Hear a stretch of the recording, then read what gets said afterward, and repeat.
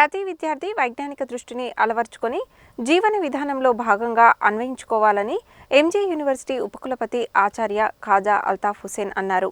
సమాజంలో ఎదురయ్యే అనేక సవాళ్లకు సైన్స్ ద్వారా పరిష్కార మార్గాలకు పునాదులు వేయాలని సూచించారు.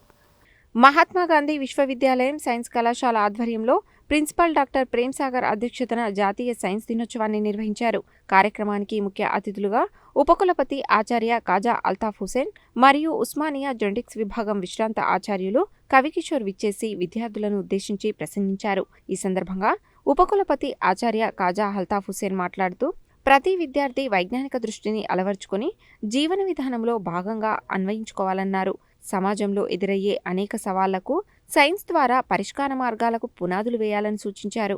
అనంతరం ఓయూ జెనెటిక్స్ విభాగం విశ్రాంత ఆచార్యులు కవికిషోర్ మాట్లాడుతూ, విశ్వం ఉనికిని వివరించిన బిగ్ బ్యాంగ్ సిద్ధాంతం మరియు పరిణామ సిద్ధాంతాల ప్రామాణికతను ప్రశ్నించే ధీటైన సిద్ధాంతం వేరొకటి లేదని అన్నారు. విశ్వం యొక్క ఉనికి మరియు గమనం భౌతిక గుణాల ప్రమాణాల సత్యంగా గుర్తించాలన్నారు.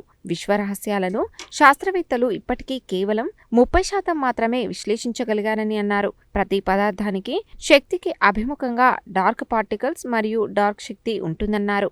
మానవుల్లో కేవలం 0.4% వ్యత్యాసాల వల్ల ప్రతి ఒక్కరూ భిన్నంగా కనబడుతున్నారని, కానీ 99% ఒకే రకమైన జన్యు పదార్థంతో రూపొందినట్లు వివరించారు. మానవుల్లో కొంత శాతం మేర జంతువుల జన్యువులతో పోలిన జన్యువులు ఉన్నట్లు శాస్త్రవేత్తలు గుర్తించారని వివరించారు. మానవ స్వభావాలు అనేకం జన్యు ప్రేరేపితంగా ఉన్నట్లు వివరించారు.